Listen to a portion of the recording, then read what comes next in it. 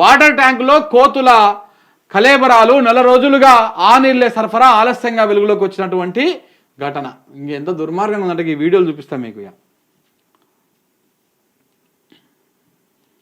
నల్లగొండ జిల్లాలా ఇక చూడు, నల్లగొండ జిల్లా ఎంత దుర్మార్గంగా అక్కడ ఉన్నటువంటి అధికారులు ఎట్టున్నారు చూడండి.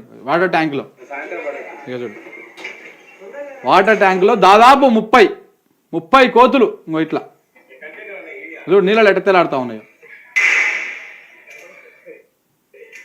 చూడు. ఇవి ఎక్కువ చూపించలేం కానీ వీళ్ళు ఇస్తే మళ్ళీ కలెక్టర్ గారు మేడం గారు ఏమంటారంటే ఇక వివరణ చూడండి అసలు ఎట్ట ఉందో. నల్లగొండ జిల్లా నాగార్జున సాగర్ హిల్ కాలనీ తాగునీటి ట్యాంకులో కోతులు పడి చనిపోయిన సంఘటన పైన Nagarjuna Sagar project superintendent engineer Nageswararao స్పందించారు. వివరణ ఏంది, కలెక్టర్ పెట్టింది కానీ స్పందించింది మటుకు ఆయన అనమాట. నందికొండ హిల్ కాలనీలో 2000 లీటర్ల సామర్థ్యం ఉన్న తాగునీటి ట్యాంకులు 2, అలాగే 1000 లీటర్ల సామర్థ్యం ఉన్న ఒక తాగునీటి ట్యాంకు ఉన్నాయి. ఇవే కాకుండా కోతులు పడి చనిపోయిన మరో తాగునీటి ట్యాంక్ కూడా వేరుగా ఉందని, అయితే గత 3 రోజులుగా ఒక తాగునీటి ట్యాంక్ ద్వారా నీళ్లు సరఫరా కావడం లేదని తెలుసుకొని కారణాన్ని పరిశీలించగా అందులో కోతులు పడి చనిపోయినట్టుగా తమ దృష్టికి వచ్చిందని ఎస్సీ తెలిపారు.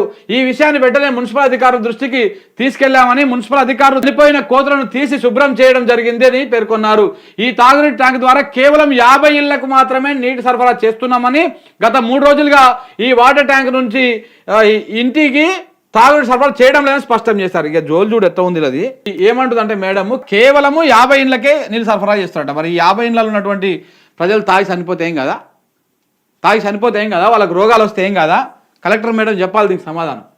కేవలం 50 ఇండ్లే అంట. వీళ్ళకి ఇంత నిర్లక్ష్యం.